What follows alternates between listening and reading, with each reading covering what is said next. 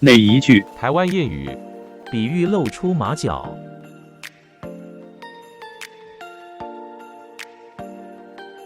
台湾谚语，取材于台湾闽南语常用词词典。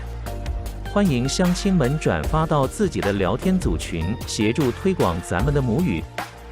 多谢，感恩。台湾谚语，牛跤蛇出来，比喻露出马脚。